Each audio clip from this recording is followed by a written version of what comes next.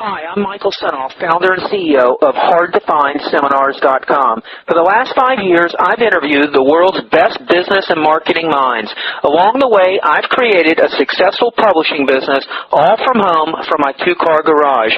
When my first child was born, he was very sick, and it was then that I knew I had to have a business that I could operate from home. Now my challenge is to build the world's largest free resource for online downloadable MP3 audio business interviews. I knew I needed a site that contained strategies, solutions, and inside angles to help you live better, to save and make more money, to stay healthier, and to get more out of life. I've learned a lot in the last 5 years, and today I'm going to show you the skills you need to survive.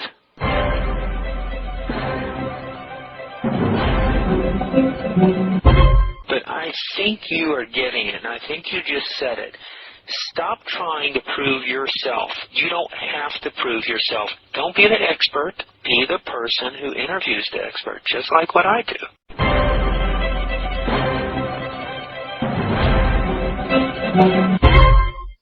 Hi, it's Michael Senoff with Michael Senoff's HardToFindSeminars.com. Here's a consult with a lady named Vivian. It's titled, How Not to Position Yourself as the Expert and Make More Money Than the Experts Do. She's one of my audio marketing students, and Vivian has been trying hard to position herself as an expert in her field. She knows a lot about the health industry and has put together a health-related newsletter and has even started writing 2 books. She's hoping to make about $2,000 a week selling information products. So in this half-hour interview, you'll hear my consultation with Vivian where I let her in on a little secret. Sometimes it's actually better to not be the expert. If you position yourself as a non-expert, just an average person who happens to be really interested in a specific topic and wants to learn more, you can make more money than the experts do, especially when it comes to audio information products. As a non-expert, you'll be able to interview a bunch of different experts, package those audios together, and make your living off of their expertise. And that's a lot easier than actually being an expert yourself. And in this consultation, you'll hear exactly how to do it. You'll also learn why you'll want to pick one specific area to focus on and ideas for narrowing your search. You'll learn strategies for marketing your product that will keep you in the minds of your customers. You'll learn how to get big-name experts to agree to interviews, ways to package your interviews and promote yourself as a non-expert. You'll learn ideas for getting commission by directing listeners to your experts' websites and make even more money off your interviews. Like many fields, the health industry is a tough place to establish credibility. If you're not a doctor, people are going to be very skeptical about what you have to tell them. Fortunately, though, you won't need to worry about that. The best part of being a non-expert is the more experts you interview, the more you're going to be perceived as an expert yourself. And it won't take long for that to happen. So stop wasting your time trying to prove yourself, trying to prove your reputation when there's a lot more money to be made as a non-expert. And in this audio, you'll hear all about it. Now let's get going. Hello? Hey Vivian, it's Michael Senoff. Hi, Michael. How are you? I'm good. How's it going? Good. I got your letter. Wow. I mean, I really appreciate you taking so much time. I know that took you a long time to write unless you're a super fast typer. All right, well, we don't have a ton of time. I can understand you got a lot of ideas. They're pouring in your head, and this can be really debilitating. This can be the thing that keeps people from focusing in on one thing and producing results, and it sounds like you're in that category. First of all, there's only so much time, and you cannot do them all. And you have got to draw a line in the sand and decide that this is what I want to do. This is the project I'm going to work on now. These are the steps I need to take to accomplish what I want. What am I going to be? Who am I? What is my product? Do I break it down to a small niche and build it up? How am I doing this? First of all, I know you really love this stuff, and you love teaching, and you love creating and stuff, but are you in a situation where you've got to still make some money from this? Right. Okay, so you've got to make some money. What would you ideally and realistically like to bring in from your online business, whatever you're selling, whether it's an information product or a service or whatever? Do you have to make a certain amount? I mean, you have to make $500 a week, $1,000 a month, $2,000 a month? It's $2,000 a week. You got to make $2,000 a week? Yeah.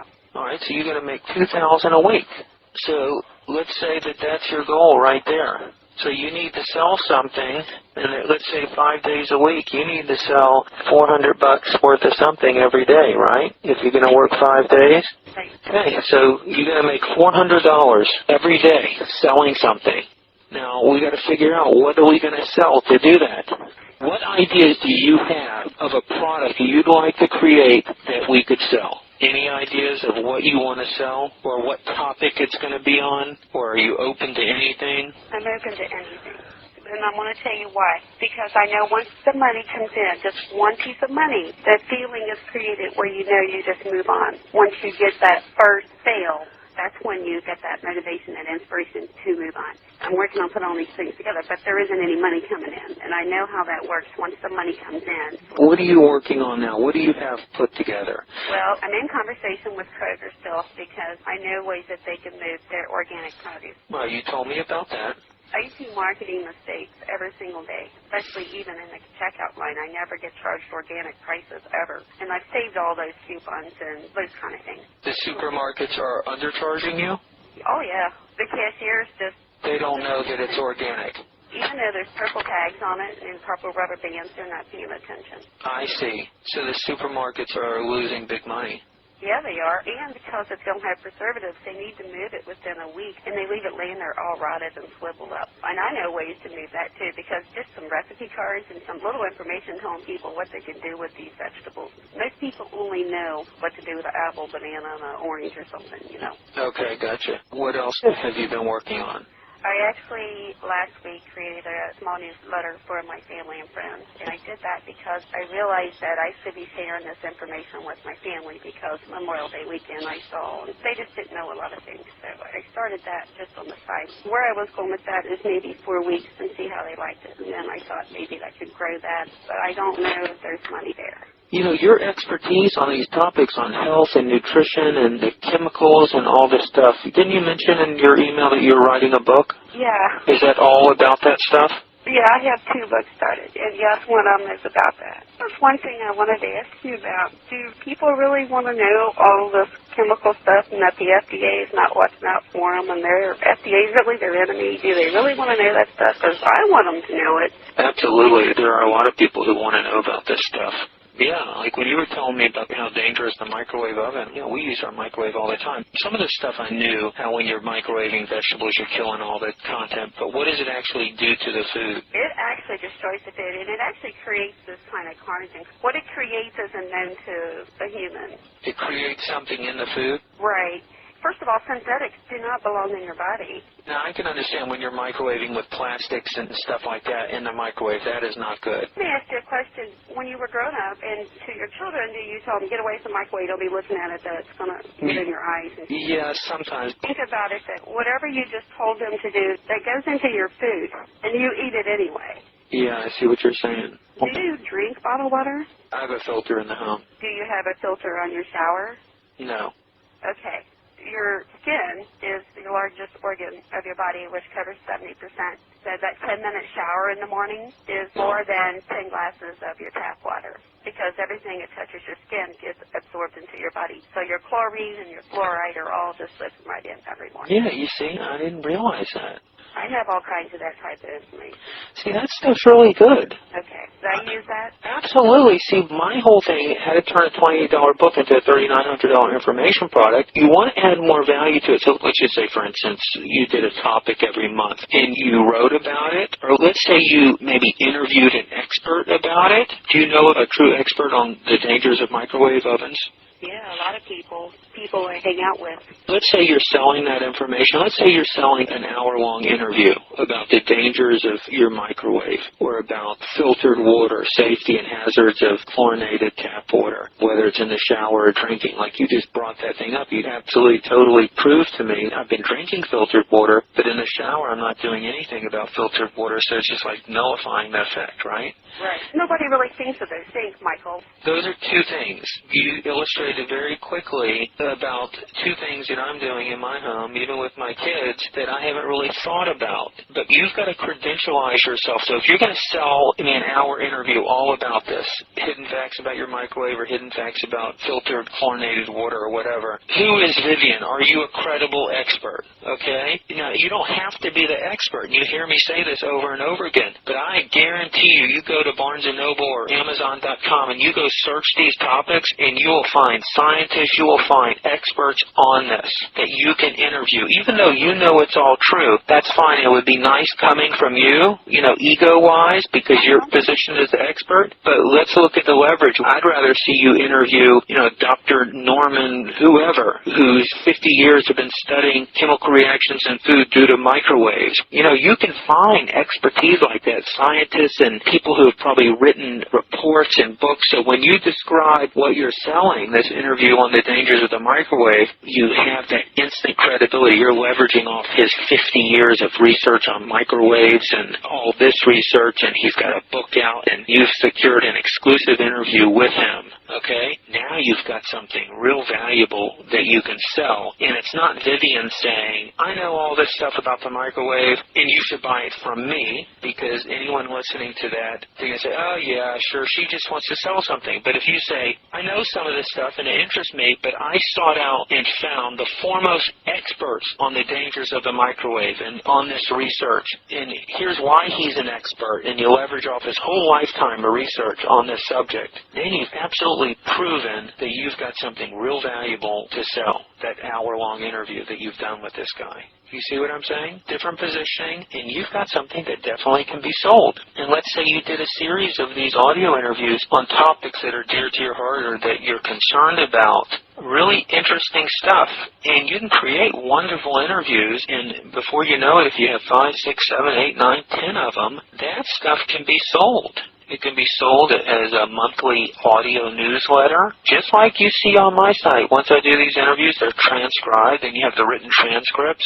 Soon they can be packaged into a book. After you have 10 or 12, you can package all the transcripts into a book, and then you have a book. Then you have the audio CDs that could be sold. And you've heard in some of the recordings, there's all kinds of things you can do. My expertise with this Audio Marketing Secrets is interviewing experts and then selling that information and getting the rights to the information. Not that it's a big deal. People love doing interviews. A guy like that who's been researching for 50 years, and it's his passion, and it's been everything, and maybe he's been divorced over because that's all he was interested in. And not many people probably really take an interest. And you approach them and say, I'd love to interview you about your life's work and your research. People love that. They'd love to do that. Not everyone. You may have to contact 5, 10 people to get 1 or 2, but all you need is 1 or 2. There's so many experts out there on different fields, you'd never run out of people to contact for an interview. And that's easy, because all you're doing is you're finding the experts and you're asking and inviting them to do an interview. And when they say yes, that's valuable. When I get an interview with a big name like Tom Hopkins, one of the #1 brands in selling, or J. Conrad Levinson, #1 brand in marketing, because he's already the #1 guy in the industry, just getting that interview and spending an hour and a half on the phone or an hour doing an interview with them, that was so easy, but it's so valuable because so many people know who they are, and you've heard me talk about it. Just being associated with them increases your level of expertise just by the law of association. So my whole Audio Marketing Secrets product really is all based on interviewing experts, getting those things edited right and produced right and recorded, and then you've got valuable intellectual property that no one else has. And now you've got something tangible you can sell. And because it's in an audio interview format, it's more valuable than just a book or a paper newsletter. It appears more valuable because it's in audio. You make it more convenient for the listener. They can listen to it. They can read it. They can download it. You can put it on a CD. You can create a CD package with all 10 of them and do some nice packaging, which is very inexpensive. And it's all about packaging, but it all starts with that interview. Does that make sense? Mm-hmm. I have several topics like that. What are some other topics? Get the microwave. I have hundreds of things like that. Well, you can't do them all. You've got to pick out the top 10. That's why I was getting ready to ask you. Do you think working on 3? You know, you can make a living off just one, believe it or not. And, you know, just one topic can do it. I mean, every home in the country, at least here in the U.S., just about has a microwave. And we're using it on a daily basis. I mean, if I told you how many times in the morning, you know, getting the kids ready for school, I use that microwave, you know, if they're having frozen waffles or whatever, I'll defrost them. I heat my milk up in there before I have tea. I'll do it again for coffee. You know, people are using that microwave 5, 6, 7, 8, 9, 10 times. I remember when the kids were young, I mean, yeah, we heated the baby milk up in the plastic baby bottles. That's scary, isn't it? Yeah, it is. Hey, if you targeted just mothers, I mean, new mothers, you could get the mailing list of new mothers who are just getting ready to have babies. And that market is huge. You know, you can get a mailing list of every single new mother getting ready to have a baby. You can get them even before they have a baby. And you can mail to them. When my first son was born, we started a play group in the neighborhood, and I found the mailing list, and I got a mailing list of all the new mothers who had a baby around the same age as my kid in our geographical zip code, and I mailed that away with a picture of my kid, and, you know, I had it coming from my wife, and we put together a play group. We had the phone ringing off the hook with new mothers who wanted to have a play group. But you could contact all new mothers. There's mailing lists, maternity lists. You could target them in areas. For more exclusive interviews on business, marketing, advertising, and copywriting, go to Michael Senoff's hardtofindseminars.com. And I could see a newsletter, an audio newsletter, or a website for new mothers. You can target a segment. It could be as targeted as mothers who use the microwave.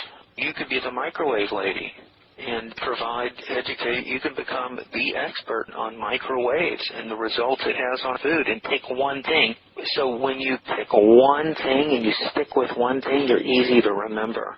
Rather than being the lady who educates on microwaves and water and shampoo and stuff like that, when you just pick one thing, you are the expert on that one thing. You don't know anything else. Don't ask me about shampoo. Don't ask me about lotions.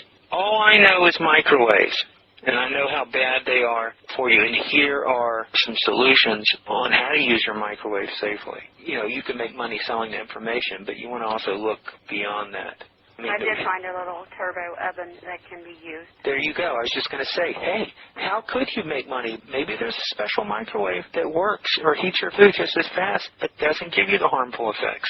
It's not just as fast. It's faster than the oven. Really? What is it? It's called a turbo oven. Is it expensive? I think it was $2-something. Do you mount it, or does it sit on the counter, or what? I don't know. I know where to find it at, but... Turbo oven? Yeah, something like that. I can look it up. Look it up. See, I'm interested in the stuff you're telling me, too. I know, and I do that everywhere I go. When the guys told me that I needed a subscription site, that did not feel right. A subscription site? With this information. Oh, a membership site. Right, because how are you going to pay for something that you don't know? You know what I mean? Unless you're joined a group of people that microwave, you know, with tons of information they could never feel to work all the time. You have to always be researching, trying to find more new information to put in there. See, you could do interviews on microwaves, multiple interviews, and become that expert, but your real business is in selling ovens. You don't have to touch them. If you've got a turbo oven, or if you've got an oven that really solves all these problems, and you educate the people of the dangers and the problems of the microwave, but then you've got to give them a solution. I agree with you. That's an idea, too. So what other topics are you really passionate about, you know, like what we've been talking about? Probably one of my major things is artificial sugars. Yeah, that's big. You know what I put in my tea and my coffee? The Splenda. Well, they're very dangerous. They're actually toxic once they enter your body. Really? Yeah. Well, what do all the people say? That's nonsense. It's been tested, blah, blah, blah, you know? No, it's not been tested. It hasn't? Not really, no. And I have all that documentation, too. I have how dangerous it is and how it's making everybody sick. What's it doing to people? Is there proof on this? Yeah, there's lots of it. The FDA really isn't watching anybody. You see, sugar is a commodity. The government actually pays farmers to grow sugar. And refined sugar is a synthetic. Believe it or not, those 5-pound bags that you pick up are synthetic. They are not real food. And they say Splenda and stuff has a piece of sugar. Well, it's really not, because once they process it and melt it down to this heat, this is when all the chemicals and toxins are released. And when they go into your body, believe me, they do the same thing, because the pinks and the yellows, none of those are sugar. Not even the 5-pound bags. They are not sugar. They are all synthetic. They all have chemical reactions once they reach your body. All right, so tell me a good solution. Honey? No, well, it depends who you are and where you live, but raw sugar. Raw sugar's good. Of course, organic. And then you also can go with, it's called blue algae. It's like a liquid, but it tastes like... It tastes bad? Because they don't give the blood sugar. You know how when you eat sugar, you get this high, and an hour later you're ready to go to bed? These sugars that I'm talking about don't do this. They actually keep your blood sugar level the same. So you would go with your organic raw sugar or your organic blue algae. Organic raw sugar doesn't increase your insulin stuff? No, and it's real. It's real food. Raw sugar is real food. Those 5-pound bags in the store are not. And then you can also go with grade B, I think, maple brown syrup. And that actually has nutrients in it that's good for you. See, that's a big thing, too. Because you know why everybody has cancer? Do you wonder where all this came from in the last 10 years? Sugar. From the sugar or from the Splenda and Nutris? Splenda does a lot of, yeah, that does it too. But first of all, you have these little happy cells just all going around and all happy. Well, sugar is not a food. So once the sugar hits your little cells, just start moving slower and slower, and they get real sickly, and they like stick all together, and then... because the sugar actually increases the cancer in the cells. So the food industry knows that sugar is addicting. See, this is the number one thing. People think of cigarettes and alcohol and, even the marijuana and stuff, but sugar is very addicting, and all the food companies know that, so they put that in all their food. Even companies like McDonald's French fries are coated in the sugar because they know you will keep coming back for more. Because the sugar's addicting, you're always looking for sugar foods. And it's not the real sugar, they're putting their synthetic sugar in it. When I grew up, people used to say, when I was a child, I remember they'd say, yeah, look at that beer belly. And you would automatically know that was the man down the street that drank beer all the time, right? Well, the reason why you had the beer belly is because of that sugar. That's not real sugar. That's synthetic sugar. And because sugar in those 5-pound bags isn't real, there's no way for your body to digest it, so it just lays in your gut. It gets bigger and bigger and bigger because your body don't know what to do with it. It's not real. That's a big thing, too. Did you read the part? I did that on purpose, of course. The little chemical companies who discovered how to manipulate your taste buds. Oh, yeah, I read that. Is that not sickening? That is sick. Macaroni and cheese is what all parents fix for their children, and they always buy Kraft because the TV tells us to. That is sick. I really think people need to know this stuff. You're like me, like, how do you do this? No, you can do it, but what I would do to make it easier on you, I wouldn't position yourself as the expert. I'd find the expert on these topics and interview them. You want to get it to them, and do you want the best chance of getting it to them? Are they going to listen to you because you're telling them about all this stuff? Because a lot of people hear this. I totally believe it. I'm one of those people who believe this stuff, but there's a lot of people who think there's crackpots out there and there's conspiracy theory and stuff like that. There's a lot of people who poo-poo it. So what are your chances? Are you going to have a better chance you preaching this stuff because you want people to know it, or are you delivering the information and having your best chance of having that listened to by interviewing the foremost expert on the subject? Okay, let me ask you a question. Now that you've got all this going in my head, would it just be better if I just be an interview person and yes. This way I don't have to stick with a microwave? This way I can deliver all this information that I really want people to know. I have to have it 1 minute so I can do it all. That's right. Well, look at my site. I'm just the guy who does the interview. Now, the Audio Marketing Secrets is one product that I position myself as the expert in. But my marketing consulting, I'm not positioning myself as the expert. Richard's the expert. My business buying system, I'm not the expert. Art Hamill's the expert. The Audio Marketing Secrets is the only one I'm positioning myself as an expert. I think you've just figured out a way for me to get all this information without spending all this time trying to prove my reputation. Yes, stop proving your reputation. But that was create a website, write a book, because you have to do all these things if you want. No, bypass all that. There's people who've spent their whole life doing this.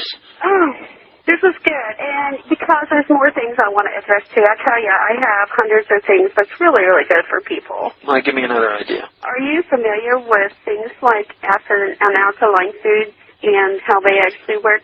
Yeah, I've heard stuff like that, how your body's in a normal, base state. Right. Well, here's the little thing.